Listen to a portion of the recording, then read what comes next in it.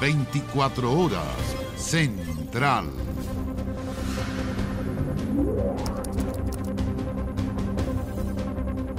¿Qué tal? ¿Cómo están? Buenas noches, bienvenidos, bienvenidas a las noticias en esta jornada en la cual lamentablemente una vez más la violencia se hizo presente en pleno centro de Santiago, con 2 buses quemados en la Alameda, en el entorno del Instituto Nacional. Bueno, no solo los 2 buses quemados, sino que también la rectoría del Instituto Nacional consumida por las llamas. Es el balance de esta jornada marcada por las situaciones de violencia en torno a varios liceos emblemáticos de la capital. El gobierno anunció que perseguirá a los autores de estos hechos. El de hoy fue un lunes marcado por incidentes en los alrededores de distintos colegios de la comuna de Santiago. En Alameda, con Ricardo Camming, a solo metros del liceo de aplicación, un microbús fue incendiado esta mañana por encapuchados. Después de esta acción, los estudiantes vuelven al liceo a refugiarse. Ahí procede porque continúan con el lanzamiento de bombas molotov. Un hecho que dejó 2 menores de edad detenidos y que se registró prácticamente a la misma hora que la alcaldesa de la comuna anunciaba 7 nuevos directores de establecimientos educacionales. Abordar los problemas que ha habido en términos de violencia en comunidades educativas que se arrastran de años anteriores es uno de los principales desafíos. Entre los liceos que cuentan con nueva dirección está el internado Manuel Barros Arana, quienes este lunes retornaron a clases sin incidentes tras deponer la toma que mantuvieron por 3 semanas. Y esta nueva dirección la que tiene que sembrar las semillas del nuevo cambio, ¿no? De generar nuevos lazos y afianzar los que ya están existentes, porque la verdad estamos bastante separados y se siente un desapego general a lo que es el internado y sobre todo entre estamentos. Los estudiantes reconocen que la comunidad escolar está fragmentada y acusan problemas estructurales de falta de personal y alimentación que han gatillado movilizaciones en el recinto. Los estudiantes definen sus formas de movilización también en función de lo que viven y nosotros estamos aportando a que el diálogo permanente, a que los espacios de participación democrática al interior del liceo vayan terminando con esta necesidad de los estudiantes de expresarse de esa manera, porque a lo mejor dentro del internado van a tener otros espacios que permitan ser escuchados. La apuesta apunta al diálogo, un escenario que se torna complejo cuando ocurren situaciones como la del Instituto Nacional, donde hoy se quemaron salas de clases al interior del recinto y un bus del transporte público en las afueras. Los graves hechos ocurridos hoy día en el Instituto Nacional y también en las afueras de otros establecimientos educacionales nada tienen que ver con las legítimas demandas del movimiento estudiantil. Estos son hechos de violencia, hechos delictuales graves, y es por ello que nos haremos parte de las denuncias y de todas las sanciones que correspondan. Cuando se quema el servicio público, el transporte público, cuando se quema una escuela pública, se daña al pueblo. Es un daño a nuestra democracia y por eso vamos obviamente a perseguir todos estos hechos delictivos. Hechos que preocupan y que alteran el correcto funcionamiento de la comunidad escolar y su entorno. En San Martín, con compañía, estudiantes del Liceo 1, recinto donde hoy también asumió una nueva directora, el tránsito fue cortado por varios minutos. Acusan incumplimiento al petitorio interno. Ni estudiantes, ni el centro de apoderados, ni la dirección se refirieron a estos hechos. Durante la tarde, las dependencias de la Dirección de Educación Municipal también fueron vandalizadas. ¿Cómo hacer frente a este complejo desafío por parte de las autoridades? Lo importante es que la autoridad tiene que ser dialogante y no autoritaria, pero tiene que ser una autoridad. Aquí hay gente que tiene que decir, mira, esto está bien, esto está mal. Y eso se tiene que dialogar y ponerse de acuerdo en aquellas cosas que van a encontrar que está mal y aquellas cosas que van a encontrar que está bien. Nosotros pensamos que en la medida que vayamos primero conversando con los jóvenes, generando espacios de interacción, de vínculo entre los adultos y los jóvenes, debieran ir disminuyendo las situaciones de violencia de ese tipo. Son parte de los desafíos que hoy enfrentan antiguos y nuevos directores de recintos educacionales, liceos y escuelas, donde se apunta al diálogo para erradicar situaciones tan graves como las ocurridas este lunes, donde 2 microbuses fueron incendiados en pleno centro de Santiago. Bueno, y esto también ocurre allá en el centro de Santiago. Las imágenes corresponden a un nuevo copamiento policial en el barrio Meix. Fue una tensa mañana en el marco del plan para erradicar el comercio ambulante. Claro, porque en este operativo un comerciante estuvo varios minutos parapetado en un vehículo y, según Carabineros, los amenazó con atacarlos con un arma. Mire. No nos dejan ingresar, pero algo está pasando aquí claramente. Ahí están sacando a una persona. Me imagino que se está oponiendo a este control. Nuestros equipos del Buenos Días a Todos despachaban en vivo los minutos de tensión en el corazón del barrio Meix. Periodista, por favor. Él es Sebastián quien conversó con nosotros. Pero dejémoslo hablar, pues. A ver. Dos hombres eran detenidos, los hermanos Sebastián y Cristian Aguilera, conocidos comerciantes de Meix. Según Carabineros, uno de ellos se había parapetado en este furgón blanco. Por favor, quiero conversar. Quiero conversar. Quiero conversar. Solamente quiero hablar tranquilo. Me están apretando y me dando por la espalda. Quedando por nada, chiquillo, por nada. Por nada. Esto había comenzado temprano en el marco del plan de copamiento puesto en marcha el viernes pasado. La estrategia de desalojo en la recuperación de espacios públicos. Un amplio contingente policial llegaba nuevamente a calle San Alfonso con el objetivo de sacar al comercio informal. Mientras se desarrollaba la fiscalización, unos uniformados hacían un control al vehículo blanco. Desde adentro, el conductor se negaba a salir. En atención a la situación que está sucediendo en estos momentos, justamente estamos mediando para ver si el sujeto que proliferó las amenazas justamente logra ser detenido, bien a través de un proceso de mediación, o también de pronto ya con las capacidades que nos entrega el hecho de actuar en flagrancia. Después de un largo rato de conversaciones, Carabineros empezaba a actuar. Un funcionario del GOPE apuntaba al hombre con su arma de servicio. Según ellos, el comerciante los había amenazado.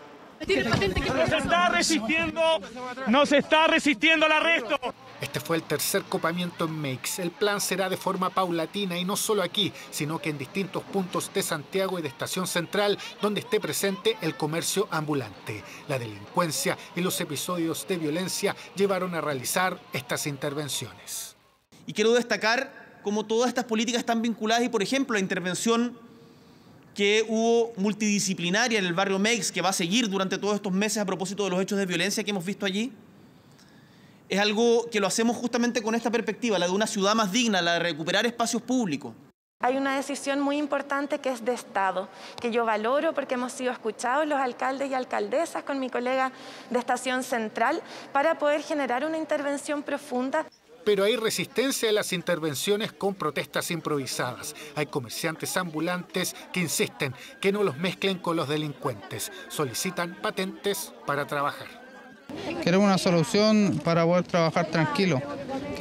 A la vez queremos más seguridad, igual que los que andan comprando, queremos seguridad. Te piden 5.000 papeles para hacer un trámite. Llegáis allá, te dan un folio que no sirve para nada. El día ustedes han hecho los trámites y se sienten que están dentro de un sistema burocrático. Sí, ¿por qué? Porque no tenemos respuesta, O sea, imagínate los problemas que se forman, nosotros queremos dialogar. Desde el municipio dicen no hay listas de esperas ni solicitudes de permisos. Durante la tarde, el comerciante que se parapetó en el furgón, Cristian Aguilera, fue formalizado por amenazas a Carabineros. Quedó con arresto domiciliario nocturno y prohibición de acercarse a Meix. De acuerdo al relato de la Fiscalía, a los funcionarios policiales les habría dicho lo siguiente. Paco, sin esa pistola y sin esa radio no valen nada. Me los voy a topar en la calle y les voy a disparar. Yo tengo armamento y ya le he disparado a los pacos. Él es comerciante informal. Su madre tiene un local establecido. Su hermano quedó libre. Fue detenido solo por desórdenes públicos. Es solo parte de lo que dejan estos operativos, que recién están comenzando y que las autoridades aseguran no se detendrán hasta acabar con el comercio irregular.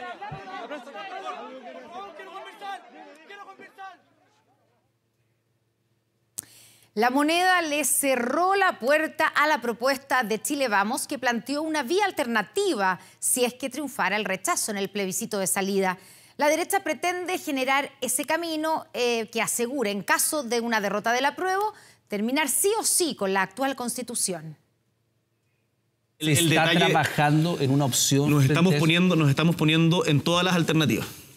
El gobierno le corresponde hacerse cargo de todas las alternativas que son legítimas y posibles. Palabras que a 22 días siguen provocando reacciones, más si durante varias semanas diversos estudios de opinión siguen mostrando que la opción rechazo se mantiene por sobre el apruebo. La idea de una tercera vía para el plebiscito del 4 de septiembre está desechada, pero la derecha sigue buscando otra alternativa. Tenemos que ser capaces de recoger esa esperanza, capaces de recogerla en un sentido democrático, poner a disposición la voluntad de que el proceso constituyente siga, no obstante pueda triunfar el rechazo el 4 de septiembre. Un pacto político amplio que busque asegurar que el proceso constituyente no termine a pesar de un eventual triunfo del rechazo, idea que no solo plantea la UDI, también sus socios en Chile Vamos, que exigen un rol activo del propio presidente de la República. Chile merece una nueva constitución, pero una que esté bien hecha. Y por lo tanto estamos llanos a abrirnos a cualquier camino. A nosotros nos gustaría que el presidente Boric pudiera mostrar un liderazgo en esta materia. Lo que no puede hacer es un vacío institucional. Aclarar las opciones que baraja la moneda es lo que desea la oposición, que toma como punto de partida el fin de la actual Constitución. Por eso han planteado alternativas como, por ejemplo, modificar los quórums históricamente supramayoritarios que hoy se requieren para cambiar la Carta Fundamental. Un acuerdo que ven con buenos ojos en la democracia cristiana, donde advierten, eso sí, que debe ser previo al plebiscito. Creo que es muy importante dejar antes del 4 de septiembre establecido en forma clara y nítida que el proceso constituyente va a continuar. La prueba de confianza es que este proceso no se realice después del 4 de septiembre, sino que lo podamos realizar antes. Es casi una garantía, es casi un seguro. Garantía de continuidad para el proceso constituyente que para el oficialismo no es necesario. Algunos incluso miran la idea con algo de desconfianza. Yo creo que va a ganar el apruebo en la discusión más importante sobre las normas transitorias, cómo se va a llevar a la práctica la nueva Constitución. No hay una tercera vía y en ese sentido yo le pediría a la derecha que no confunda a la ciudadanía. Significa que si gana el rechazo, se mantiene la Constitución de la dictadura. Así de claro, así de simple. Si la derecha quiere hacer eso, que lo haga. Pero la verdad es que han tenido varias décadas para hacerlo y no lo han hecho. Así que yo no quiero ni comentarlo hasta que no lo vea. Yo he visto entrevistas, no he visto nada por escrito ni una reforma. Podría enviarse un proyecto de ley que asegure el camino post-plebiscito. Es una de las alternativas que barajan algunos sectores. Otros apuestan por un pacto parecido al del 15 de noviembre. Eso sí, el camino, según la moneda, es uno solo: el plebiscito constitucional del 4 de septiembre. La postura del gobierno que por ahora le cierra la puerta a la iniciativa de Chile Vamos. No hay más camino, no hay más opciones quien trate de generar mayores incerteza o especulaciones sobre otros procesos que no existen, están faltando a la verdad y generando mayor incertidumbre. En caso que la prueba no gane, porque la gente, haciendo uso de su derecho legítimo a votar, no lo decida así, ahí tendremos que sentarnos, conversar y discutir como sociedad cuáles son los pasos que siguen. ¿Podría ser la base? No me voy a referir a supuestos sobre escenarios que yo creo que no van a ocurrir. Escenarios por ahora inciertos, en momentos en los que aún no parten las campañas oficialmente, todo en medio de planteamientos cuya base es el término de la actual Constitución y que desde ahí pretenden una nueva Carta Magna, pase lo que pase, el próximo 4 de septiembre. Y atención, porque los expertos aseguran que ya estamos viviendo la quinta ola de contagios por COVID en nuestro país. El alza semanal en el número de casos ya se ha hecho una constante y la positividad sigue aumentando. Esta es la fila de uno de los vacunatorios de la comuna de Providencia. En medio del alza de casos de COVID, muchos han llegado preocupados a completar su esquema de vacunación. Si se viene una nueva ola va a ser penca, va a ser muy difícil como todo lo que ya hemos progresado. Por eso es mejor que la gente se vaya a vacunar. Que estamos frente a otra ola nomás, pues. No queda otra que pensar eso. Y hay que estar prevenido mejor.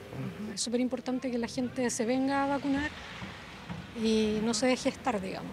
Entonces es preocupante, y más encima viene invierno, frío, los niños, hay que cuidarse. Es que la mayoría aún todavía no se vacunan y por ello están otra vez transfiriendo a las otras personas. Entonces creo que deberíamos vacunarnos todos. Durante la última jornada se reportaron 3.627 nuevos infectados, un número que podría sonar bajo, pero representa un alza de un 5% respecto al mismo día de la semana anterior. En específico, en la región metropolitana, las cifras alertan y las comunas del sector oriente están liderando la incidencia de casos activos. Providencia tiene la tasa más alta, seguida de Vitacura, Las Condes, Ñuñoa y La Reina. Creo que efectivamente estamos ante una quinta ola de contagios. Ha habido un aumento que es significativo semana a semana en las últimas 2 semanas.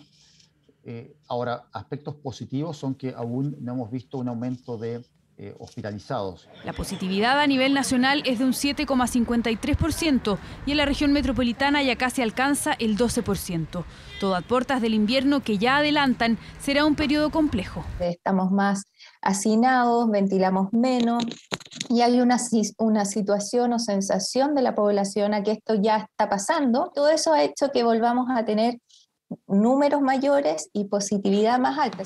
De hecho, la semana anterior incluso logramos superar los 6.000 nuevos contagios en un día y las proyecciones apuntan a que este brote seguirá avanzando. El pic o se va a producir entre hoy día y el próximo lunes o la próxima semana y deberíamos esperar del orden de 40.000 contagios por semana, un poquito más que la ola invernal que se produjo la segunda semana de junio del año 2020. El pasado 10 de mayo ya 95 comunas del país retrocedieron de la fase verde de bajo impacto sanitario a la amarilla de mediano impacto y aunque todavía no habría cambios en el plan paso a paso, ¿qué podría significar llegar a la fase roja de alto impacto sanitario? El uso de mascarilla seguirá siendo obligatorio en todo momento en espacios abiertos y en espacios cerrados. Además, se dará a mantener la distancia física en espacios cerrados de al menos 1,5 metros entre personas y los eventos masivos tendrán un aforo reducido de hasta 200 personas. La cobertura de vacunación ha ido aumentando y cuando ya queda una semana y media para que se bloqueen los pases de movilidad de aquellos que no están al día, el avance para la segunda dosis de refuerzo ya llega al 41,9%.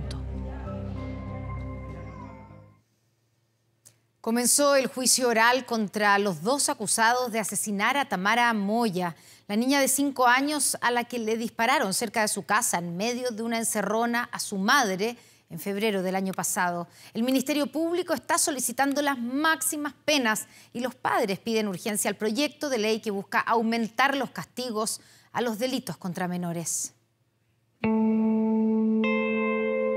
No hay día en el que estos padres no recuerden a su pequeña Tamara. La vida de ellos ya no es la misma desde que les tocó enfrentar el peor dolor que puede llegar a tener un ser humano. Lo que antes nosotros teníamos como vida ya se esfumó para siempre. Y si nosotros nos hemos tragado nuestro dolor, nuestra rabia, todo este tiempo ha sido precisamente para llegar a este momento. Hoy en la primera jornada de juicio oral, Camila, la madre, tuvo que recordar la pesadilla que vivió hace 449 días cuando fue víctima de una encerrona a metros de su casa en Huechuraba. Nunca me imaginé que iba a estar en estas circunstancias, tener que estar aquí, volver a relatar cómo mataron a mi hija. Y me maquillé con la Lela porque la amo. Esa noche, cuando Camila y su hija volvían a casa, 2 delincuentes interceptaron su auto. Un tercero a bordo los esperaba al volante. Camila estaba dispuesta a bajarse cuando sintió un disparo en la ventana trasera. Le disparan ocasionando una herida penetrante torácica, con salida de proyectil que atraviesa incluso la silla. Todo rápido, fueron segundos. Y cuando veo ya que mi hija dice ay, no fue lo único que dijo, ay. Matar a una niña de 5 años indefensa, amarrada a su silla de auto, es algo que para mí no tiene perdón. El Ministerio Público pide presidio perpetuo calificado, es decir, 40 años de cárcel para Alan Gallardo y 10 años de internación en un régimen cerrado para un menor de edad también acusado en este crimen. No necesitaban pegarle un balazo a mi hija si es que realmente se querían llevar el auto. Según la Fiscalía y los querellantes, el asesinato de Tamara no es el único delito que se les investiga. Hay robos previos y otra encerrona ocurrida días después, donde un integrante de la banda murió de un disparo. Atacaron en Pudahuel, buscaron robarle el vehículo a un carabinero, quien de civil usó su arma de servicio. Su señoría no eran asaltantes comunes, no eran delincuentes principiantes. 2 de ellos eran adolescentes con edad suficiente para distinguir entre el bien y el mal. Que incluso se pasó a llevar hasta los códigos que se manejan dentro del mundo del AMPA. El precio por la vía en el actuar de estos acusados, al que ya se hizo mención, es tan grande que sobrepasa a una de sus víctimas, pues incluso no le importó dejar abandonado en uno de estos hechos tras haber sido abatido a su compañero de delito, quien falleció. No contento con esta saga delictual, cometen otro acto también, un homicidio frustrado y robo de violencia en el Mall Alto Las Condes. Y esta es la particularidad de este delito, es un arma que corresponde a la misma arma de fuego con que se asesina a la inocente Tamara y con la cual se efectuaron los disparos en contra de la víctima en este nuevo delito, don Víctor Hurtado Martínez, que es un detective que frustra el robo con violencia. El Ministerio Público pretende probar este crimen con peritajes balísticos, pasos por las autopistas, las cámaras de seguridad, declaración de testigos y peritos. El Ministerio Público no logrará acreditar que mi representado haya estado en el lugar de estos lamentables hechos que se describen en el libelo acusatorio. ¿Quién disparó el arma homicida? Hecho 2. ¿Quién tenía el control funcional del vehículo? Hecho 3. ¿Quién portaba el arma de fuego? Hecho 4. ¿Quién intimida a la víctima? Nosotros estamos súper seguros de que los imputados son los autores del homicidio de nuestra hija, junto al que falleció. Y esperamos que los jueces esta vez se pongan del lado de las víctimas y que les den las condenas que corresponden. Estos padres siguen luchando para que la ley Tamara, que plantea agravar las penas de los delitos cometidos contra menores, sea pronto una realidad. Para ello, piden al gobierno darle suma urgencia, ya que cuentan con apoyo transversal.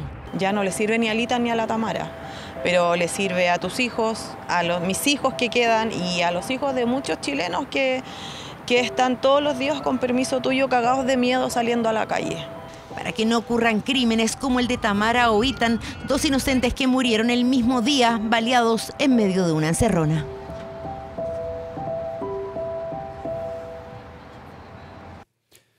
Imposible no condolerse con el dolor de estas familias, así que le mandamos nuestros cariños y apoyo, por supuesto, a la familia de la pequeña Tamara. Vamos ahora a otros temas. Temperaturas extremadamente altas para la fecha están azotando amplias zonas de España en plena primavera. Con más de 40 grados en algunas zonas, de hecho, se ha batido el récord de calor para un mayo en los últimos 70 años.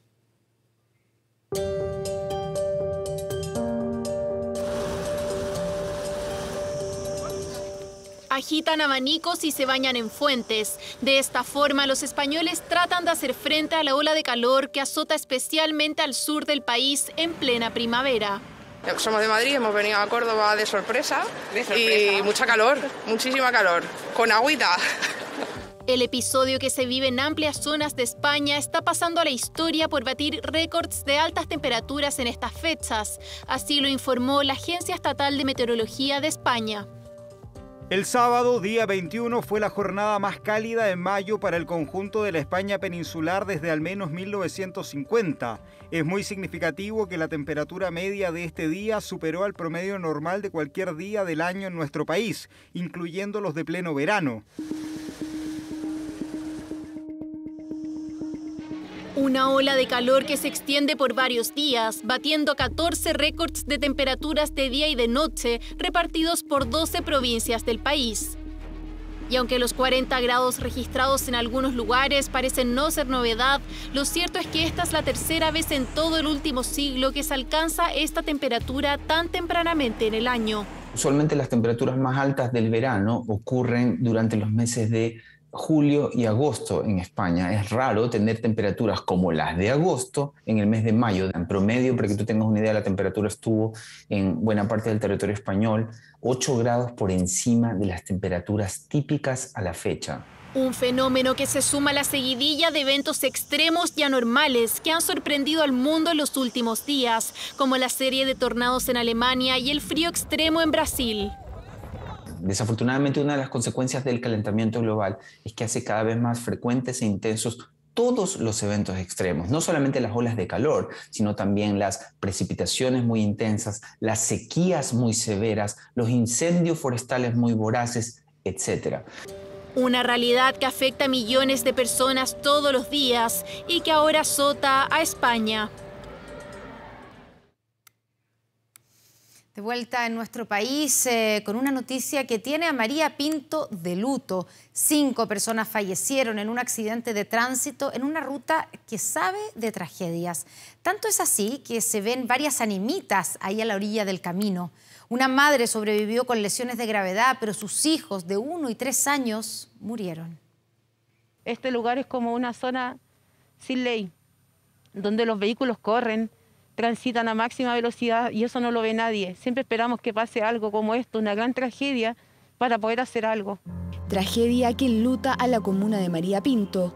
Choque entre un taxi y un camión en el puente Chorombo, que une las comunas de Melipilla con María Pinto, y que acabó con la vida de 5 personas, entre ellos 2 niños, todos pasajeros del taxi colectivo. La única sobreviviente del vehículo afectado, la madre de los pequeños, quien fue trasladada a la posta central y se encuentra actualmente en riesgo vital. Ya es lamentable informar la muerte de unas personas, pero más lamentable aún es ver que una vez más las personas no respetan las leyes del tránsito. ¿Cómo pueden haber 6 personas en el interior de un taxi colectivo cuando el diseño de un vehículo no permite más de 5, incluyendo al conductor? Son algunas de las dudas que surgen a raíz de este accidente vehicular, que según información preliminar ocurre cuando el taxi circulaba en sentido contrario al camión. Lo cierto es que este no sería un hecho aislado para quienes transitan a diario por esta ruta, pues afirman que se encuentran en constante peligro y que las muertes quedan en evidencia con la presencia de animitas en el camino. Esta vez les tocó a mi amigo, a un vecino, y mañana no se sabe a quién le puede tocar. Aquí hace falta que pongan lomos de toro, así como está hacia el lugar de María Pinto. Falta de señaléticas y construcción deficiente que las autoridades comunales afirman haber denunciado con anterioridad. Hoy día lo que queremos pedir es que Vialidad tome una solución definitiva. Tienen que existir ingenierías, diseños capaces de mitigar estos efectos. Necesitamos una solución urgente para proteger a las familias tanto de María Pinto como de Melipilla. Estamos al tanto de la situación y mañana a primera hora tendremos una reunión con la Municipalidad de María Pinto para mejorar las condiciones de seguridad del sector. Sabemos que el puente Chorombo es un sector inseguro, pero también queremos informar que en los últimos 4 años hemos mejorado las condiciones de vialidad del sector. Por ahora el conductor del camión quedó detenido y podría enfrentar cargos de cuasi delito de homicidio.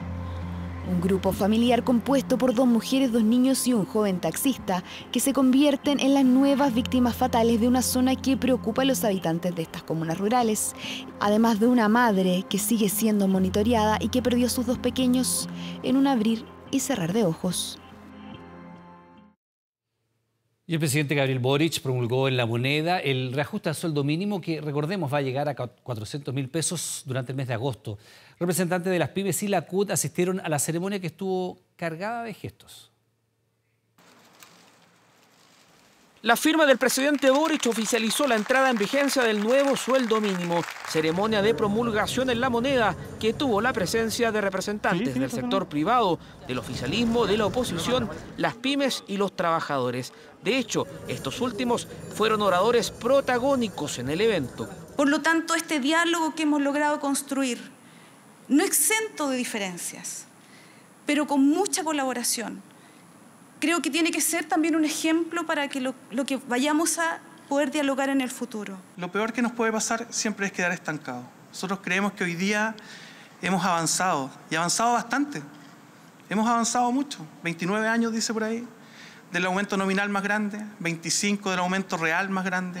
Desde fines de mes, todo trabajador con contrato en Chile obtendrá un sueldo mínimo de 380.000 pesos cada 30 días. Dicho monto se va a reajustar hasta los 400.000 pesos en agosto y podría llegar a 410.000 pesos en enero, siempre y cuando la inflación supere el 7%. Yo creo que nunca va a ser suficiente, pues, obviamente, pero por lo menos algo es algo. Estoy a favor de que se suba. Muy caro. Cada vez que sube el sueldo, sube todo. Para llegar a dicho monto, el gobierno además entregará un subsidio a las empresas de menor tamaño. Este llegará a 22.000 pesos entre mayo y julio para alcanzar los 26.000 en agosto y 32.000 en enero, si es que se produce un nuevo reajuste. No podemos solazarnos de esto como si fuera un logro solo nuestro, porque esto se hizo sobre la base de lo que en su momento construyeron Elwin, Frey, Lagos, Bachelet, Piñera y los diferentes gobiernos con los esfuerzos que pudieron hacer en sus momentos. Fue una ceremonia de gestos. El presidente Boric invitó formalmente al líder de los grandes empresarios a la cuenta pública del 1 de junio y a la próxima gira por Estados Unidos. Y el camino para buscar el desarrollo es a través del entendimiento, las buenas formas, las buenas prácticas y sobre todo buenas políticas públicas. Entonces, que el presidente llame a trabajar en aquello, a mí me parece muy positivo. En la instancia, además, el ministro de Hacienda, Mario Marcel, respondió al presidente del Partido Comunista, quien pidió apurar el trámite de las reformas. Bueno, don Guillermo Telir está aquí presente, así que aprovecho de saludarlo. Quiero decir que ya nos hemos conocido bien. Nosotros estamos de lleno trabajando en este tema. La próxima semana concluye los diálogos ciudadanos por la reforma tributaria. Prometimos que los proyectos o la visión completa sobre la reforma tributaria se presentaría en junio. Reformas emblemáticas que se transforman en los siguientes desafíos legislativos para el gobierno, después de promulgar el alza histórica del sueldo mínimo, que en agosto alcanzará los 400.000 pesos. Y nos quedamos con la figura del presidente Gabriel Boric, quien fue destacado como una de las 100 personas más influyentes del año 2022, según la reconocida revista Times. La reseña que destacó al mandatario fue realizada por el economista y ganador del premio Nobel Joseph Stiglitz. A su juicio, el enfoque de Boric combina la responsabilidad fiscal con una economía más competitiva, mejores protecciones sociales y condiciones de trabajo, igualdad e inclusión social y protección del medio ambiente. La revista Time destacó que el mandatario consiguió la mayor cantidad de votos en la historia de nuestro país, convirtiéndose en el jefe de Estado más joven del que se tenga registro en Chile. La publicación también destacó a los líderes de Ucrania, Volodymyr Zelensky, de China, Xi Jinping, de Estados Unidos, Joe Biden, y de Rusia, Vladimir Putin, además de otras figuras que cobraron relevancia en los últimos meses. Y crece la preocupación global por la viruela del mono, ya que más países han reportado casos confirmados y sospechosos. De hecho, entre ellos está Argentina. Según los especialistas, es cosa de tiempo para que llegue al país. La enfermedad ha sido fatal en hasta el 6% de las infecciones en los últimos años. Aún no hay certezas de cómo se transmite o cómo se cura. Lo que sí se sabe es que la variante que está ya circulando por gran parte del mundo es la de África Occidental, que tiene solo un 1% de mortalidad. Es una enfermedad primariamente de los animales, en este caso de monos, pero también existen algunos ratones, en algunos tipos de ardilla, y que se transmite en forma secundaria a los humanos. Es poco frecuente la transmisión, requiere un contacto muy estrecho humano-humano. Contacto estrecho que provocó que el 7 de mayo se diagnosticara en Reino Unido el primer caso fuera de África, continente en donde ya es una endemia. En la mayoría de los casos detectados en Reino Unido, los contagios han sido hombres jóvenes que han tenido relaciones sexuales con otros hombres, pero se descarta que sea propiamente una infección de transmisión sexual. Sí hay algunos factores de riesgo que podrían ser el contacto sexual o en realidad el contacto muy cercano, pero no está 100% claro cuál es la explicación epidemiológica específica a que se generen estos brotes ya en varios países. Países como España, Italia, Israel, Australia, Estados Unidos y Canadá ya cuentan con casos confirmados y algunos sospechosos. Además, se suma a la lista Argentina, el único país en Latinoamérica hasta ahora. ¿Es cosa de tiempo que llegue a Chile? Hoy día, con los viajes internacionales y con las fronteras totalmente abiertas, es bien probable. Sabemos que hay distribución en casi todos los países de Europa, así que tarde o temprano es posible que tengamos estos casos en Chile. Fiebre, dolor de cabeza, dolores musculares, poca energía y erupciones en la piel son algunos de los síntomas que se podrían presentar desde el día 5 al día 21 de incubación del virus. Este último es el más común. Aparecen las lesiones en piel, que son unas lesiones redonditas o levantadas, dolorosas, que están en palmas y plantas, también en la cara, en la zona genital, si es que el contacto fue a través de roces genitales, y que son bastante dolorosas y que pueden durar hasta 2 a 3 semanas. Por lo que lo importante ahora es que todos entiendan cómo se transmite esto y que puedan evitar que se transmitan si evitan el contacto físico con personas que pueden tener esas heridas que están supurando el virus. Aún hay interrogantes sin responder, pero en lo que los expertos coinciden es que debido a su baja transmisibilidad sería difícil que la viruela del mono se transforme en una nueva pesadilla como lo sigue siendo el COVID-19. Aquí en nuestro país llamó al 133 pidiendo alcohol y cigarrillos y la telefonista de Carabineros identificó que se trataba de una denuncia por violencia intrafamiliar. Una mujer de 36 años acudió al número de emergencias minutos después de ser violentamente atacada por su expareja. Un llamado que, según la Fiscalía, le salvó la vida. Carabineros, ¿cuál es su emergencia policial? Disculpa, le pasé a cortar, dígame. Hola, mi niña, soy la amiga del Cristian. ¿Me podéis mandar un pack de cerveza y una cajetilla de cigarro, porfa? ¿Usted está siendo víctima de agresión? Sí. Ya. Sí, el Cristian me dijo que llamara a este número. ¿Él está al lado suyo? Sí. Fue de esta manera que una mujer de 36 años denunció a su expareja la mañana del domingo recién pasado en la localidad de Cajón. Marcó el 133 desde su baño minutos después de que el hombre la ahorcara y, pidiendo alcohol y cigarrillos, logró advertir a la operadora de Carabineros, que rápidamente entendió la situación. Yo me percato de la emergencia por la voz de la mujer. Era nerviosa, temblorosa y me dijo que estaba encerrada en el baño. Nosotros como funcionarios de Carabineros de Chile estamos preparados y capacitados para recibir este tipo de llamados de emergencia.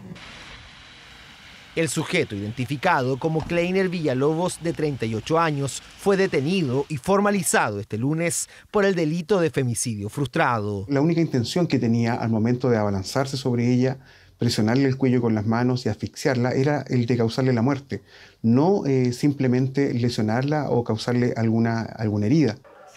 Pero no es la primera vez que una mujer intenta advertir a la policía con este tipo de llamados, pues en enero del 2020 una víctima de Temuco llamó al 133 para pedir pizza. ¿Aló? ¿Quisiera pedir algo para comer? ¿Aló? ¿Aló? ¿Quisiera pedir algo para comer? Señora, está llamando al 133 de Carabineros. Sí, sí.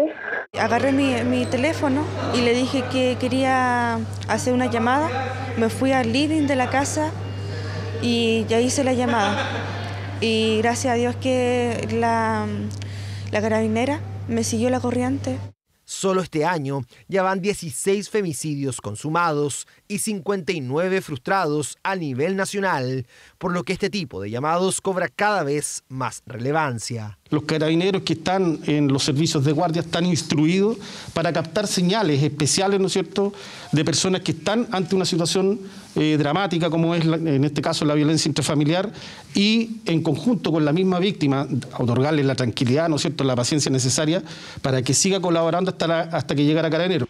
El juzgado de garantía de Temuco dejó en prisión preventiva al imputado por los próximos 4 meses, tiempo en que durará la investigación en su contra, arriesgando presidio mayor en su grado máximo con una pena superior a los 15 años y que incluso podría llegar al presidio perpetuo calificado, todo por la agresión física que provocó este llamado que, según la Fiscalía, le salvó la vida a la víctima. ¿Usted está siendo víctima de agresión? Sí. Ya. Claudio. Y atención con las siguientes imágenes porque es un impresionante registro que muestra el momento exacto en el cual este hombre, que está precisamente varado allí, es rescatado en un helicóptero. Esto ocurrió en California. La persona se encontraba más o menos a unos 152 metros de altura cuando fue visto por un pescador de la zona, quien llamó al departamento de bomberos local, pero ellos se dieron cuenta de que no podían rescatar al hombre desde el suelo. Fue entonces que procede a acercarse con un helicóptero donde un paramédico aseguró con un arnés al hombre varado y lo logró transportar hasta un lugar seguro. Este video fue publicado por la Patrulla de Carreteras de California y ha impactado a miles de personas en las redes sociales.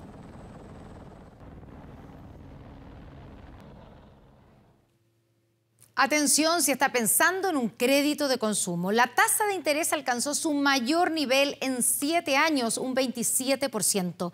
Los expertos alertan sobre el alto costo de endeudarse. ¿Cuánto más pagaría con esa nueva tasa? Mire. Si las altas tasas hipotecarias alejaron el sueño de la casa propia a cientos de chilenos, las de créditos de consumo tampoco se han quedado atrás. Así lo asegura y también lamenta Gabriel, que ha intentado solicitar uno para financiar su negocio y reabrirlo tras perderlo todo en manifestaciones. Pésimo de caro, o sea, no tengo cómo, no tengo cómo. Sobre estas tasas de interés me olvido de todo, me olvido de todo. O sea, solamente, ¿qué le puedo decir a puro ya? Trabajo y trabajo. Y cómo no, si en la semana del 8 al 15 de mayo, la tasa de interés de los créditos de consumo promediaron casi un 27%, la cifra más alta en 7 años. Principalmente lo que ha ocurrido en el último tiempo es que el Banco Central ha estado subiendo las tasas de interés y esa tasa de interés, la TPM, afecta mayoritariamente a los créditos de corto plazo, que son precisamente los créditos de consumo.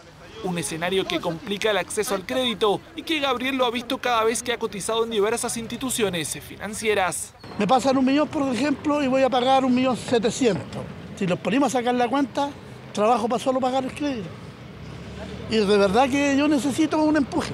Según datos que entrega el economista Roberto Darrigrandi, si una persona solicita un préstamo por 5 millones de pesos, con la tasa actual, en un plazo de 24 meses, terminaría pagando 6,5 millones de pesos y en 3 años más de 7 millones de pesos. A 36 meses casi se acercará a los 7,5 millones y por tanto casi 2,5 millones va a ser solo interés. Entonces obviamente es un momento para analizarlo, repensarlo, hacer los números y ver si efectivamente me da el bolsillo. Situación adversa a la que los expertos aseguran se debe analizar y repensar al momento de tomar decisiones crediticias, porque todas las opciones, tarjetas de créditos comerciales, líneas de créditos y créditos de consumo, están con tasas muy elevadas.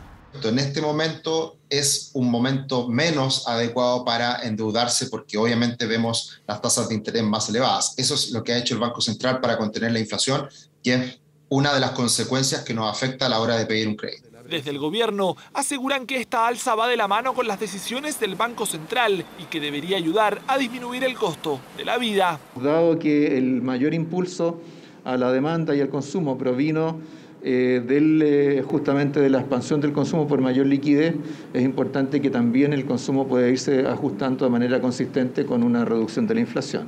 Un complejo momento que los especialistas hacen una advertencia a los consumidores que tienen mayores dificultades de acceder a un crédito. Ojo, y también con la estafa, ¿cierto? Empresas que se presentan como financieras y de verdad no lo son, y por tanto ahí muchas veces las personas incluso dan un pie para una gestión y eso nunca ocurre. Entonces son las dos cosas que hay que tener mucho cuidado. Acceso al crédito que se vuelve cuesta arriba para gran parte de la población, en medio de medidas del ente emisor que busca contener la inflación, que por estos días afecta a la economía de los hogares chilenos. Un diplomático ruso renunció ante Naciones Unidas tras declararse avergonzado de su país por la guerra en Ucrania. Se trata de quien vemos ahí en pantalla, Boris Bondarev, quien trabajaba en Ginebra para la delegación de su país en Naciones Unidas. Bondarev afirmó que durante sus 20 años de carrera había sido testigo de los giros de la política exterior de Rusia, pero que actualmente la Cancillería para la que trabaja no defiende la diplomacia, sino que, comillas, el belicismo, las mentiras y el odio. Su renuncia ha revelado el malestar que existe entre miembros del cuerpo diplomático ruso frente a la guerra en Ucrania, que este martes cumple 3 meses y que ha dejado ya a miles de muertos en ambos lados. Aquí en nuestro país comenzó el juicio oral por 3 cruentos homicidios que habría cometido el denominado psicópata del colectivo. Mientras la Fiscalía reconoce la habilidad del imputado para cubrir sus huellas, el defensor penal público pide la absolución de Hugo Pastén.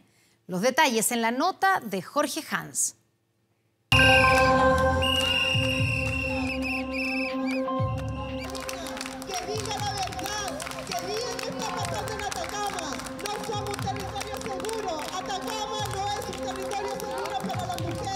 Durante 2 meses se desarrollará el juicio oral contra el llamado psicópata de Copiapó, acusado del homicidio con incendio y robo de vehículo de la peluquera trans Susi Montalbán, del secuestro y homicidio de la ciudadana boliviana Marina Cabrera y de la sustracción de menor con homicidio que afecta a la niña de 16 años de iniciales CIAG. Esta mañana en el Tribunal de Juicio Oral de Copiapó se efectuaron los alegatos de apertura, donde el fiscal jefe de Copiapó recordó la anterior condena al imputado por los delitos de violación y lesiones graves, señalando que el sujeto perfeccionó su actuar criminal con el fin de cubrir sus huellas. Ahora, su señoría, Hugo Pastén Espinosa no deja huellas, según él. Ahora mata a sus víctimas para que no declaren en juicio en contra de él, para que no vayan al juicio a reconocerlo, para que no pueda declarar en su contra. Pero peor aún, ahora se deshace de sus cuerpos para que no haya evidencia biológica, su señoría. Afortunadamente, sus señorías no aprendió lo suficiente. Cometió errores, dejó huellas. Y esas huellas son las que lo van a condenar en este juicio. Cabe recordar que el año 2017 Pastén obtuvo la libertad por buena conducta, luego de cumplir 11 de los 24 años de presidio por sus anteriores crímenes. El defensor penal público Ángel Guerrero alegó que la acusación de la Fiscalía se sustenta en el antiguo proceso y que ahora está en condiciones de pedir la absolución de su representado. Ante la insuficiencia de prueba que estamos señalando desde este punto de vista y que nos motiva a pedir la absolución del acusado, por parte de la Fiscalía estos vacíos se han tratado de llenar recurriendo a la causa anterior que ha tenido el imputado. Como van a poder ver, su señoría, no solo se invoca la sentencia, sino que se van a incorporar antecedentes acerca de exámenes psicológicos del acusado, antecedentes que se tuvieron en cuenta para conceder la libertad condicional del acusado. La defensa provocó indignación en la madre del adolescente CIAG, cuyo cuerpo aún no es encontrado. Ese asesino tiene derecho a tener un defensor. Así es de mala la justicia en Chile. O sea, cuando él le quitó los derechos de vivir a mi hija, tenía que haber perdido todos sus derechos. Cabe señalar que en su alegato la Defensoría de la Niñez comparó los crímenes de Pastén con las torturas y desapariciones de la dictadura militar. El imputado asistió a la audiencia por Zoom desde el penal de Huachalalume, en La Serena, y mientras esto ocurría, hablaba con el gendarme que lo custodiaba, situación que fue reprochada por el juez. Antes de seguir, se le señala al acusado y a Gendarmería que está ahí. Por favor, deje de conversar. Gendarmería no está para conversar con el acusado. Usted está en un juicio oral, tiene que estar pendiente de lo que verá y escuchará. Estamos en un juicio oral, por favor, respeto por la ritualidad del mismo. Los alegatos de clausura, la lectura de veredicto y la sentencia serán las únicas instancias que se permitirá transmitir en directo a través de la señal del canal judicial, lo que no fue bien recibido por activistas que se manifestaban fuera del tribunal. Los juicios efectivamente son públicos y Copiapó tiene derecho a saber todos los días, no los días que a ellos se les antoja y ellos quieren que nosotros podamos ingresar a la plataforma para poder ver el juicio de Catalina, de Susi y de Marina Cabrera. Pedimos un fallo unánime de presidio perpetuo, la pena máxima para Hugo Pastén, y que confiese dónde está Catalina. Este martes se reanudará el juicio con la declaración de la madre del adolescente CIAG, cuya mayor inquietud es encontrar el cuerpo de su hija. Las presentadoras afganas tuvieron que obedecer el ultimátum de los talibanes y fíjese usted, empezar a salir en televisión con el rostro completamente cubierto. En las últimas horas se cumplió el plazo dado por el régimen fundamentalista que gobierna este país y las periodistas empezaron a salir con el burka que solo permite que se les vea los ojos. Aunque las periodistas se habían resistido a cumplir esta orden, no tuvieron más remedio que aceptar la nueva indumentaria con el riesgo de ser despedidas de sus trabajos. Desde el canal Tolo News, que es uno de los más importantes de Afganistán, el director de esta estación señaló que tuvieron que obedecer la orden con pesar y que los compañeros se solidarizaron poniéndose mascarillas para cubrirse el rostro.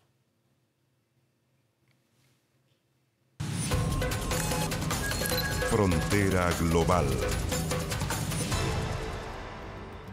El segundo país más poblado de América del Sur elige presidente este domingo. Se trata de Colombia y para eso estamos con nuestra periodista internacional, Andrea Aguilar. Andrea, ¿Cómo estás? Buenas noches. ¿Cómo estás, Connie? Muy buenas noches. Sí, este domingo tenemos elecciones en Colombia.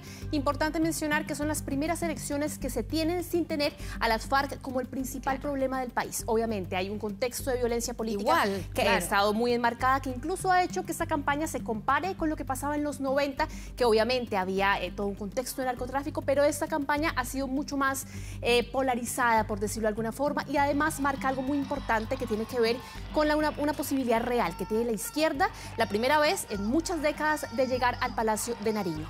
Pero ¿quiénes son los favoritos en esta contienda electoral?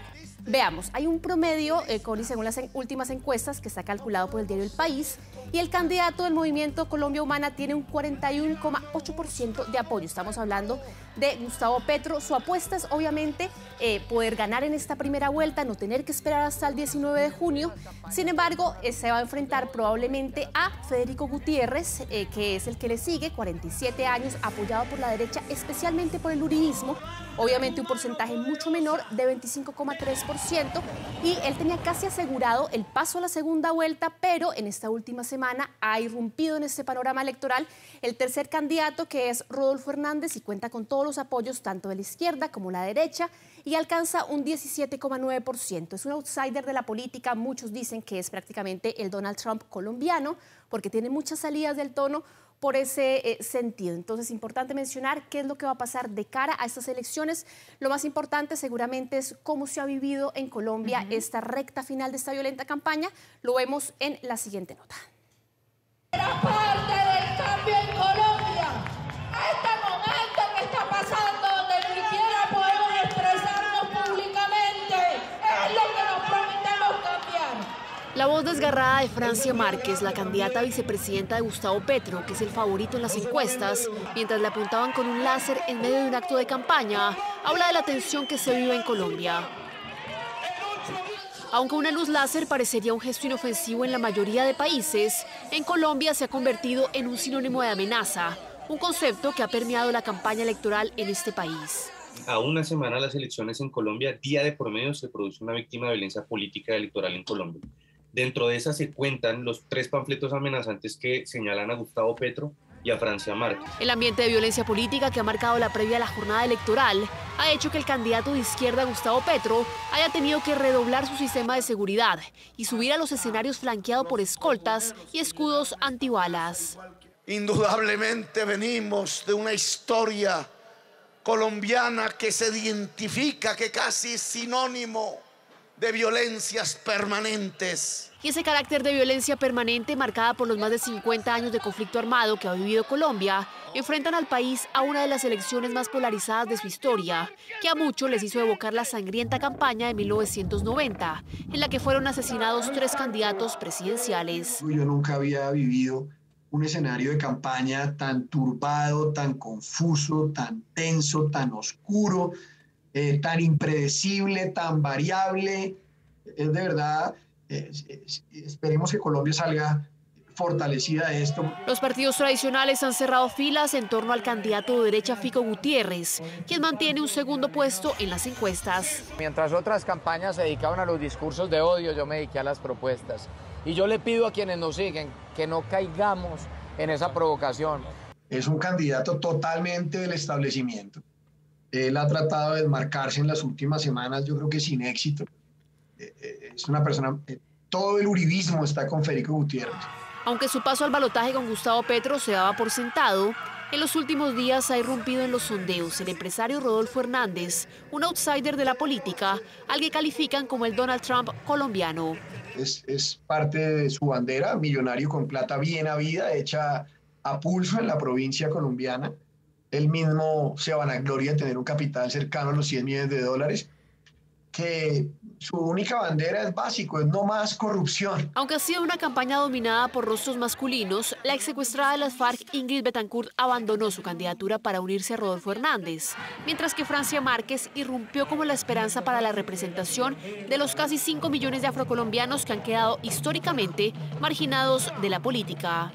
Pues ha sido una mujer que ha emprendido toda una lucha social, política y ambiental dentro de su departamento y en todo el país, que se logró recoger dentro del escenario de la participación electoral que se está dando en este momento.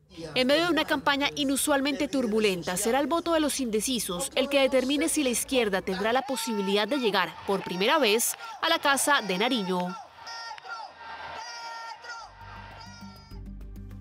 Bueno, justamente ese es parte del panorama, Connie, que tenemos de aquí al próximo domingo. No queda nada y da la impresión por los números, claro, decías tú en la nota que la clave está en los indecisos, pero se ve difícil que Petro pase directamente en primera vuelta, que gane, digamos, y lo más probable es que va a haber segunda vuelta. Claro. ¿Y qué pasa con los votos ahí de Hernández? ¿Se irían a quién? ¿Al candidato de derecha o de izquierda? Esa es la principal duda que hay. ¿Con quién va a pasar Gustavo Petro a la segunda vuelta? Recordemos que inicialmente teníamos a Fico Gutiérrez como el contendor seguro. Pero en esa semana, Rodolfo Hernández, que tiene mucha más posibilidad de crecer, porque él le cae bien a gente de derecha y de izquierda. En estos momentos, Federico Gutiérrez es el candidato de la derecha, es el candidato que representa el continuismo, el legado de Iván Duque, que sale mal parado de la presidencia en estos momentos. Obviamente hay avances en algunos temas, pero hay una gran deuda social, sobre todo con esos pueblos originarios, con los pueblos afrocolombianos, y Francia Márquez, que es la candidata vicepresidencial, podría sumarle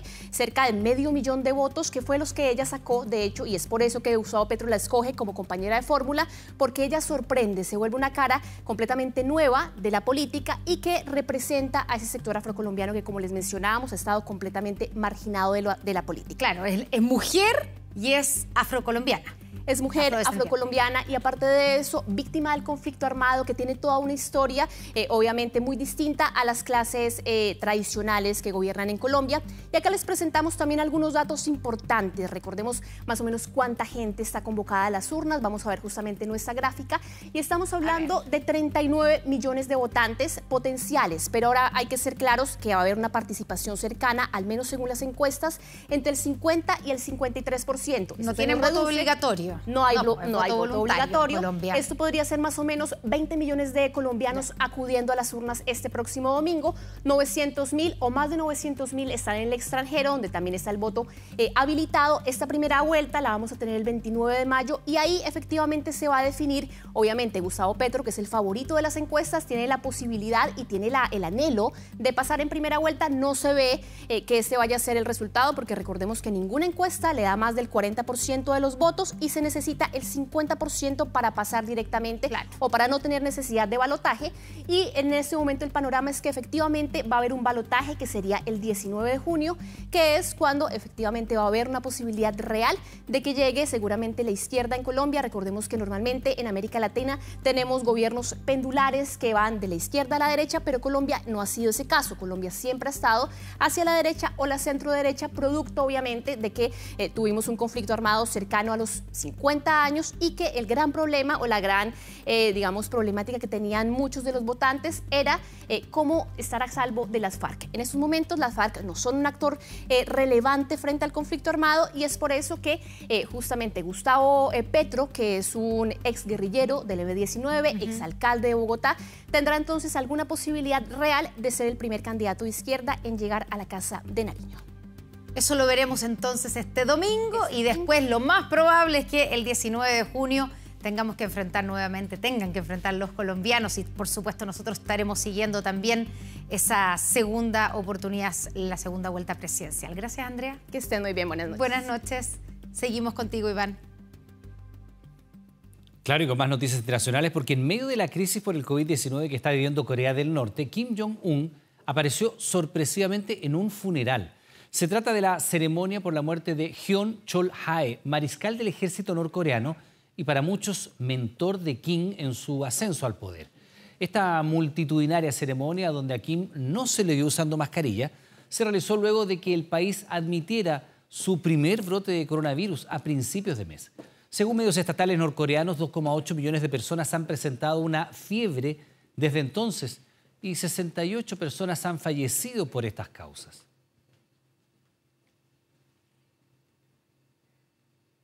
Se estima que entre los adolescentes chilenos el 12% tiene riesgo de sufrir algún tipo de trastorno de conducta alimentaria. Lo más común es la anorexia y la bulimia. Ponga atención porque desde el inicio de la pandemia las consultas por esta materia han aumentado en casi un 30%. Soy Sofía Bugueño, tengo 16 años y sufro de anorexia. Necesito de su ayuda para crear conciencia en ustedes y en la presidencia sobre esta enfermedad. Sofía tenía 16 años cuando decidió grabar un video dirigido directamente a la entonces presidenta Michelle Bachelet. Meses antes había sido diagnosticada con anorexia nerviosa. Mide 1,70 m, pero llegó a pesar solo 42 kilos. Me empecé a obsesionar, empecé a desarrollar un trastorno obsesivo con el gimnasio. Empecé a hacer dietas, empecé a eliminar comidas. Y ahí empecé a bajar de peso hasta que ya nunca pude parar. A los 15 años comenzó con un tratamiento ambulatorio en Concepción, pero su estado de salud no mejoraba. Incluso estuvo en riesgo vital, lo que obligó a su familia a internarla en una clínica en Santiago. Mi corazón estaba latiendo muy poco, entonces cualquier caminata o cualquier actividad implicaría que yo gastara calorías. Entonces necesitaba estar en reposo. 2 años después obtuvo el alta definitiva, no sin antes sobreponerse a los tortuosos prejuicios de quienes incluso debían ayudarla en su proceso. Me tocó recibir comentarios de muchos profesionales de que me iba a morir, de que nunca me iba a mejorar. Hoy día se ve los trastornos de la conducta alimentaria como que si solo fuesen patologías relacionadas con el peso, pero veamos un poco todo lo que hay mental. En el fondo la persona sí se deja de alimentar, vomita, tiene mala relación con la comida, pero esa es la punta del iceberg. En Chile no hay información actualizada sobre los pacientes con trastornos de la conducta alimentaria. El último estudio realizado por el Estado fue hace más de 15 años. Según estimaciones de algunos especialistas, solo durante la pandemia el número de consultas por esta materia habría aumentado en cerca de un 30%. Probablemente esta exposición al exceso de redes sociales, al aislamiento social durante la pandemia, debe haber exagerado uno de los pilares fundamentales para que se desencadenen también los trastornos alimentarios, que es la alteración de la imagen corporal. Vivimos la cultura de la dieta, en donde te reafirman que tú tienes que ser delgado o delgada para estar bien, para ser como perfecto, para ser exitoso en la vida. Entonces vivimos en un contexto que es súper complejo salir adelante. En su preadolescencia, Valeria ya tenía una relación problemática con la comida. Yo todo lo que comía lo expulsaba. Comía poco, lo que comía lo botaba, escondía la comida. Siempre tenía alguna forma de esconder la comida de mi familia. Por lo tanto, mi familia hubo mucho tiempo en que no supieron que yo estaba enferma. Fue diagnosticada con bulimia nerviosa y reconoce que muchas veces se sintió culpable por no encajar en los cánones físicos aceptados socialmente. Es súper estigmatizante la salud mental en Chile. Entonces necesitamos ocasionar ese espacio, entregar ese espacio de confianza, de seguridad, para que la gente se sienta como con la seguridad de poder hablar. Valeria y Sofía estudiaron psicología y ayudaron a redactar un proyecto de ley que será ingresado en los próximos días. Busca que los trastornos de conducta alimentaria sean reconocidos como una patología. No están incluidos en el GES. Eso significa, y una de las problemáticas importantes, es que tienen altos costos, elevados costos. También vemos un problema que no existe un marco legal, no hay legislatura en torno a estas garantías de atención oportuna. Un trastorno que va mucho más allá del peso, una problemática multidimensional que parece invisibilizada ante la falta de políticas públicas al respecto. Es amante de la pintura y a sus víctimas les contaba que era profesor de arte. Fue condenado por violación y por el homicidio de una joven, pero quedó en libertad condicional tras cumplir 1/3 de su condena. Meses después, fue detenido tras intentar asesinar a una comerciante con quien se obsesionó. Hoy comenzó un nuevo juicio en su contra.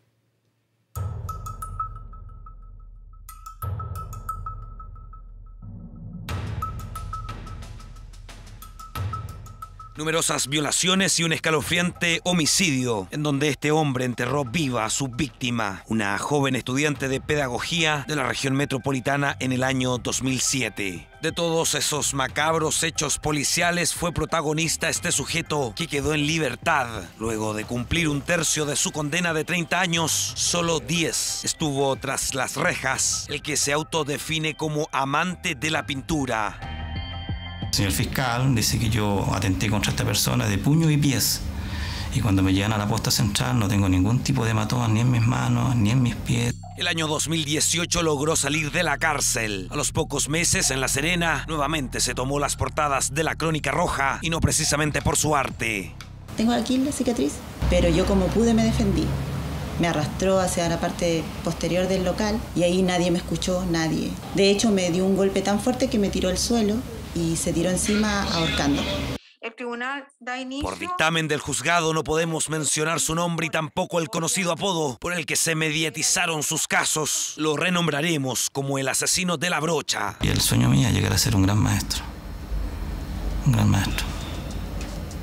Es mi sueño. Lleva casi 3 años en prisión preventiva. Ahora el imputado nuevamente busca volver a tener el beneficio y dejar la cárcel de Huachalalume de Coquimbo, esta vez argumentando razones de salud. Tenemos la convicción de que la prueba es suficiente para obtener veredicto condenatorio.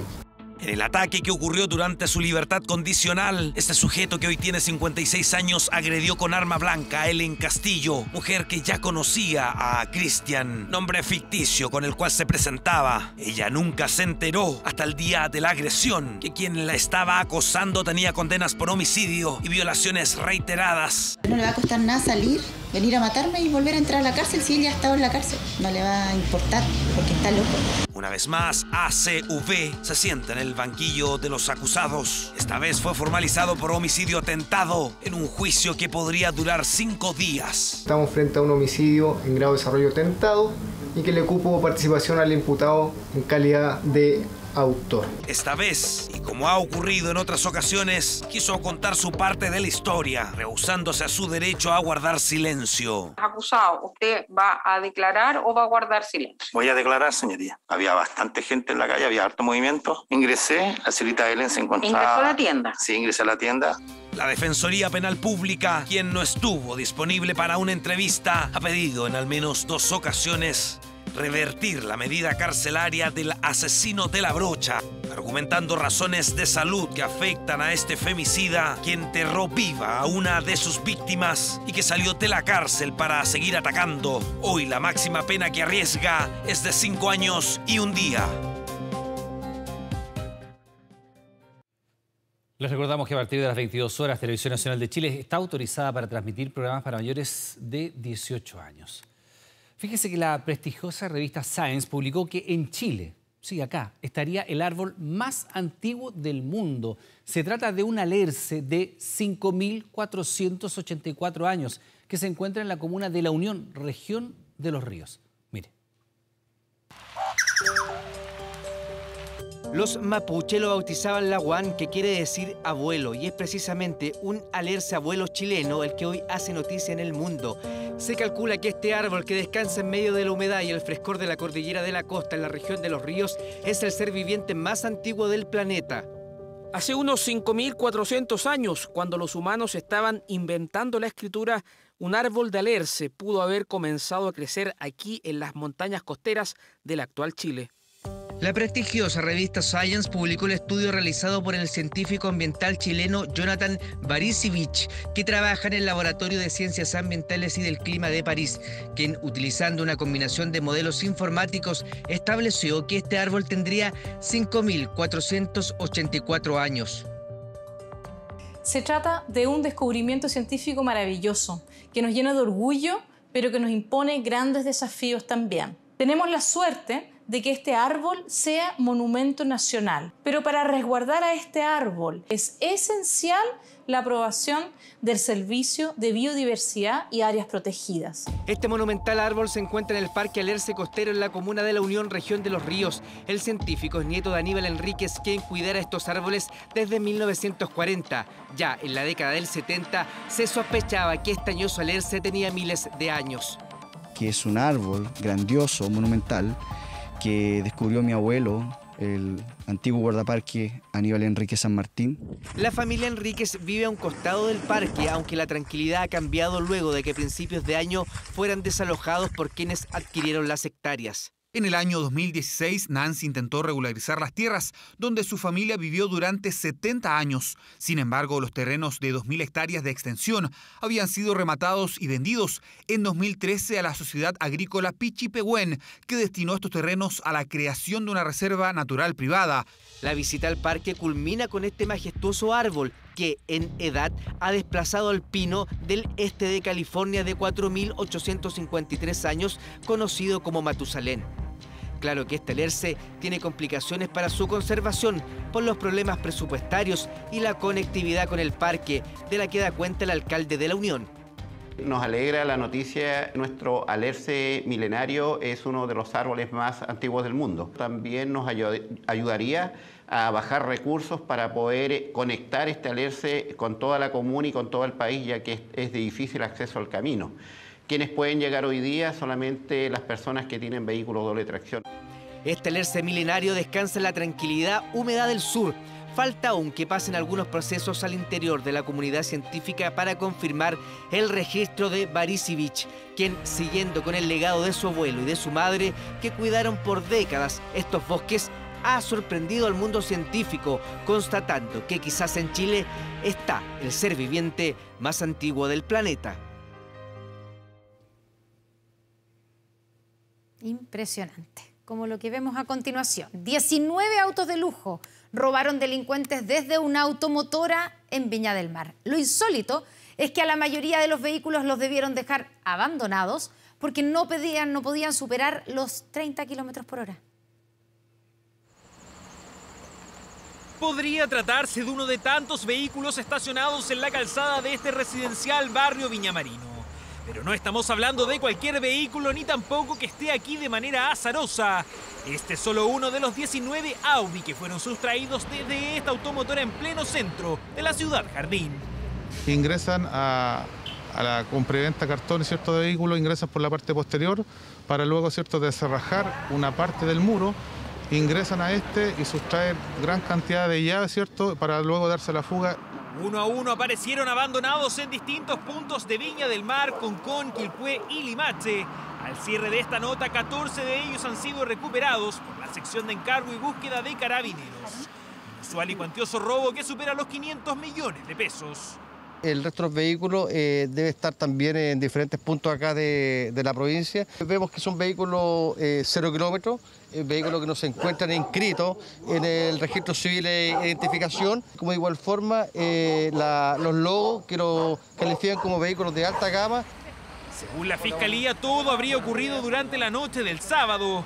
Sigiloso pero contundente atraco del cual aún no se tienen mayores antecedentes gráficos. El recinto no contaba con cámaras de seguridad. El delito base o fuente de toda la investigación es lo que se denomina un robo en lugar no habitado.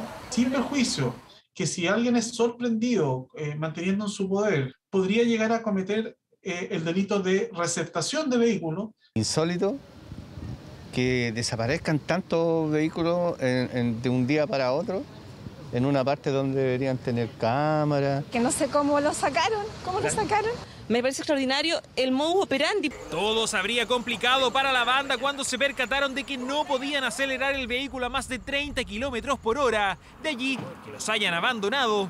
Protocolos de seguridad que cada vez son más comunes en las automotoras.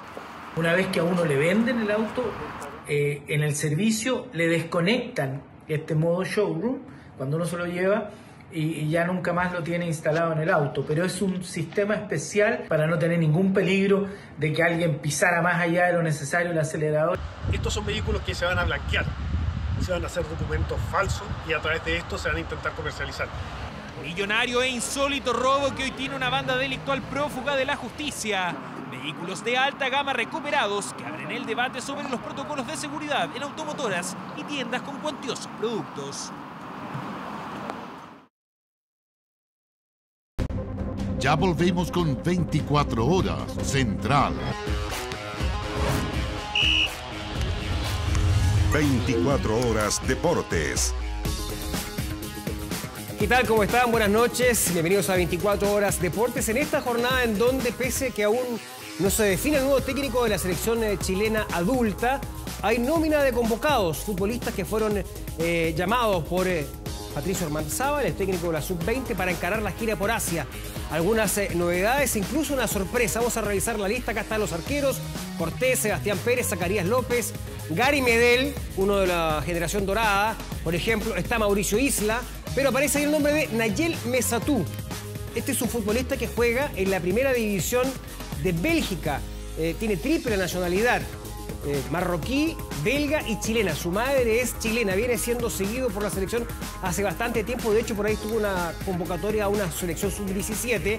El lateral derecho es una de las apuestas de esta nueva etapa de la selección chilena, en donde obviamente no son considerados, por ejemplo, Claudio Bravo, Arturo Vidal, Alexis Sánchez, Charles Aranguis. Ellos no van a estar en esta gira que va a ser la selección chilena la primera y segunda semana de junio, el próximo mes. La Copa Quirín, donde Chile va a enfrentar a lo menos a 3 selecciones que están clasificadas al Mundial de Qatar. Va a jugar contra Corea del Sur el próximo 7 de junio. Luego va a jugar frente a Túnez el 10 de junio y el día 14 ante la selección de Ghana o la selección de Japón, el ganador del duelo entre Ghana y Japón. Pero acá ya están los primeros convocados. Hay también jugadores de proyección que han sido nombrados por la NFP, la Federación de Fútbol de Chile, donde el gran tema es que estamos a la espera de la ratificación del técnico de la selección chilena. Se ha hecho trascender que esta lista entregada por Patricio Ormazábal, insisto, técnico de la selección sub-20, tiene el beneplácito, la aprobación del que será en las próximas horas el nuevo técnico de la selección.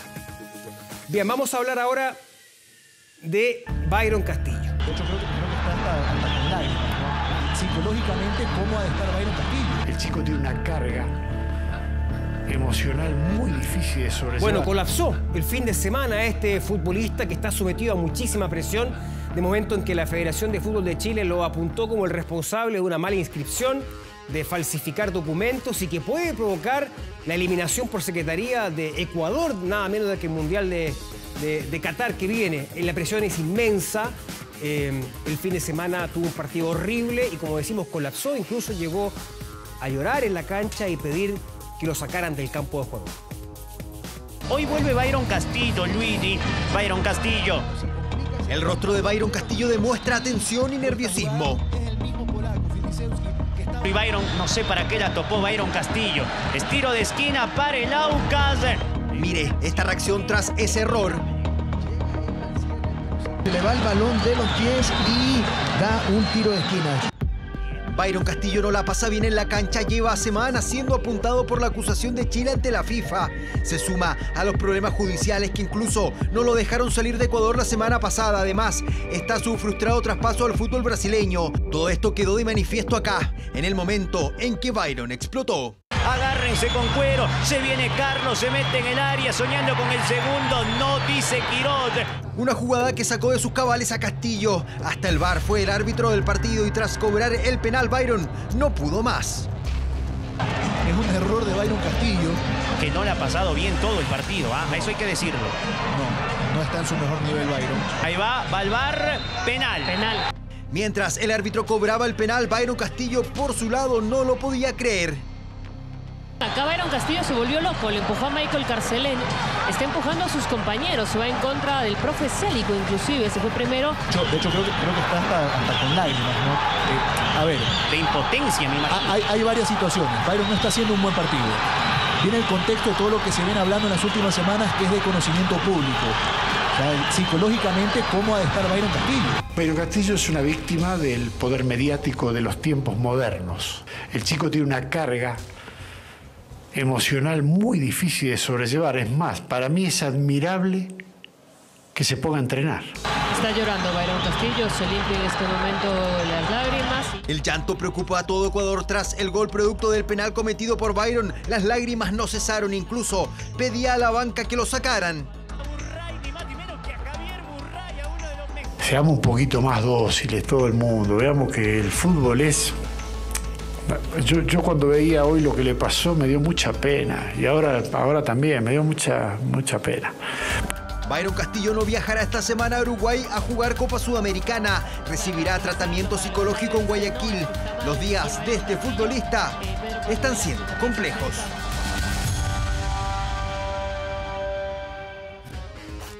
Esto mientras el Tribunal de Disciplina de la FIFA estaba a la espera de recibir los descargos de la Federación Ecuatoriana, que pidió una extensión de ese tiempo para entregar su versión respecto a esta acusación que hizo la Federación de Chile. Hay entonces partido ya confirmado de la Roja en esta nueva etapa y solo detalles separan a esta hora a Eduardo Berizzo para regresar a Juan Pinto Durán. Él ya estuvo como asistente de Marcelo Bielsa en aquel proceso exitoso, pero está muy cerquita y es muy probable que en las próximas horas sea ratificado como el nuevo técnico de La Roja. Por ahora el proceso sigue su curso. Gracias. Curso que apunta a un solo nombre, el de Eduardo Berizzo, que a sus 52 años es el favorito para ser el futuro técnico de La Roja, aunque hay detalles que han costado acordar. En la imagen aparecen 2.000 millones, pero en una conversación de 5 minutos llegamos a 4.000 de un minuto para otro. La situación financiera de la ANFP no es la mejor y lo que aún estaría en veremos es precisamente relacionado al ítem económico. El argentino en su anterior trabajo recibía cerca de 2.6 millones de dólares y para estrechar la mano con Pablo Milad buscaría hacerlo por un monto cercano. Podemos decir que en estos momentos estamos entrando ya en la última parte. Otro tema que inquieta a Berizzo es la situación directiva de Quilín. El contrato, por ejemplo, de Francis Cajigao, su gran aval para llegar a Chile, es solo hasta fin de año. Misma época donde podría cambiar la testera de la asociación. Por ello buscaría que la mayoría del Consejo de Presidentes vise su arribo a la selección nacional. Pero todos tenemos nuestros límites y Chile tiene el suyo.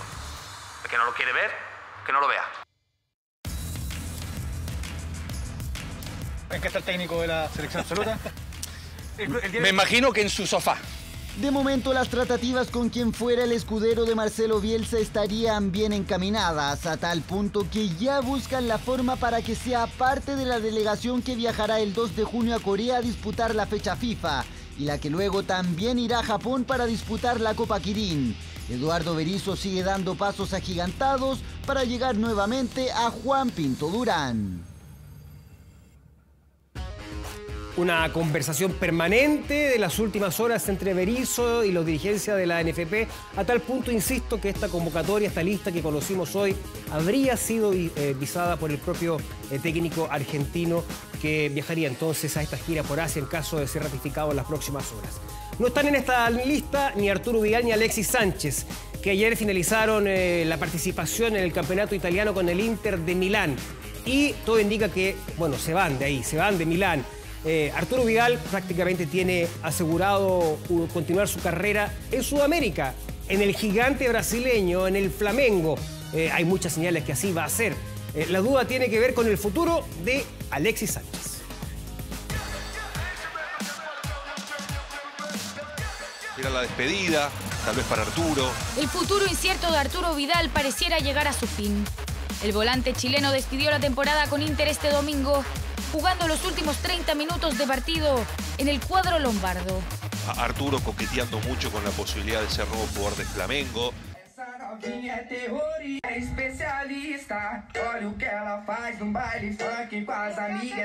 El coqueteo de Vidal hacia Flamengo al parecer tuvo buenos resultados. En Italia y Brasil aseguran que el elenco de Río de Janeiro le ofreció contrato por 2 años y un sueldo al nivel de las figuras del plantel. Así lo asegura el periodista y experto en mercado de fichajes, Fabricio Romano. Arturo Vidal y Alexis Sánchez dejarán el Inter en las próximas semanas. Trabajo en progreso de ambos para encontrar un nuevo club. Vidal ya está en conversaciones muy avanzadas con Flamengo.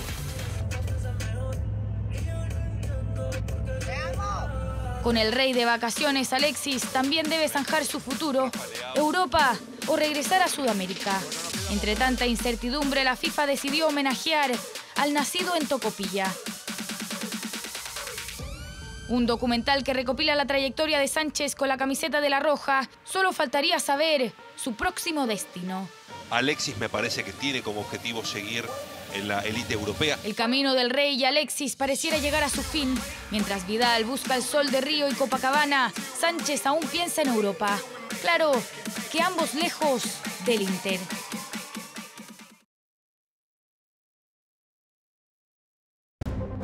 Ya volvemos con 24 Horas Central.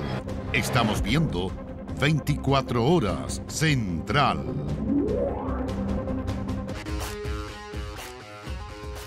Y hablamos de Christiane Endler, que sigue sumando premios. Este lunes fue elegida como la mejor arquera de la Liga Francesa. La portera chilena, como decimos, no se cansa de ganar. Fue campeona de Europa este último fin de semana con su equipo, el Olympique de Lyon. Y además se realizó esta premiación de la División 1 en Francia, en donde nuevamente brilló Christian Endler. Recordemos, ganó la Champions League, jugadora sudamericana. Si colocamos hombres y mujeres, muy pocos que han ganado la Libertadores y la Champions League. Entre esa lista selecta está, por supuesto, Christian Endler, que ya, por supuesto, puede ser considerada para conseguir el premio de la mejor de los mejores de los deportistas chilenos esta temporada 2022. Tiene el premio de Best, que lo entrega la FIFA, la mejor arquera del mundo, Liga de Campeones de Europa, va a ser campeón en Francia, ya es considerada la mejor portera también de la Liga Francesa, como es lógico. Extraordinario lo que está haciendo Christian Endler, instalando su nombre en lo más alto del fútbol mundial. Y hablemos de Mbappé. Estaban muy, pero muy molestos en España y especialmente en Madrid, los hinchas del Real, porque finalmente le dijo no al Real Madrid y aceptó una oferta multimillonaria del PSG para su renovación hasta el 2025.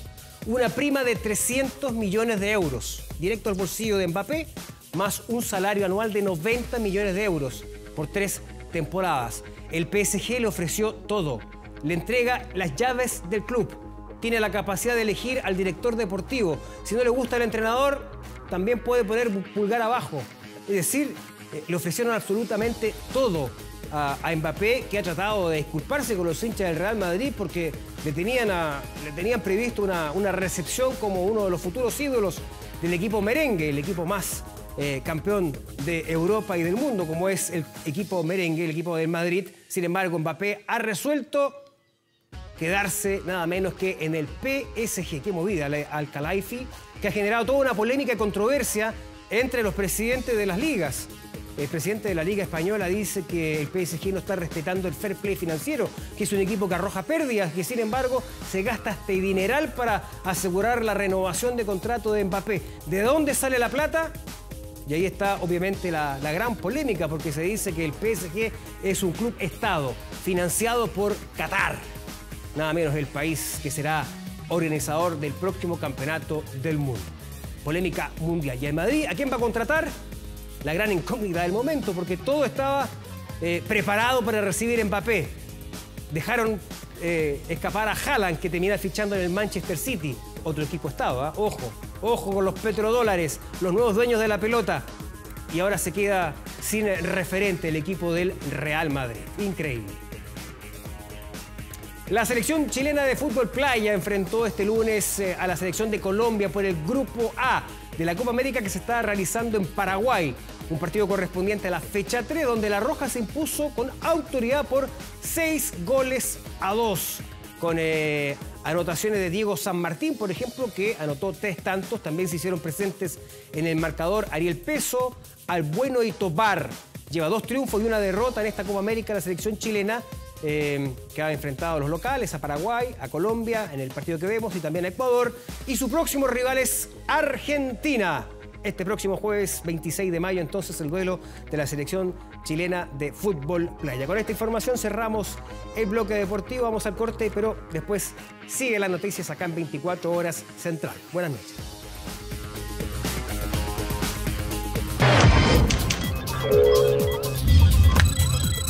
...24horas.cl. Tras la presentación del primer borrador de nueva Constitución, el texto aún no está listo, ya que todavía queda, por supuesto, detalles por afinar. Conoce en 24horas.cl cuáles son las fechas que marcarán esta nueva etapa del proceso constituyente.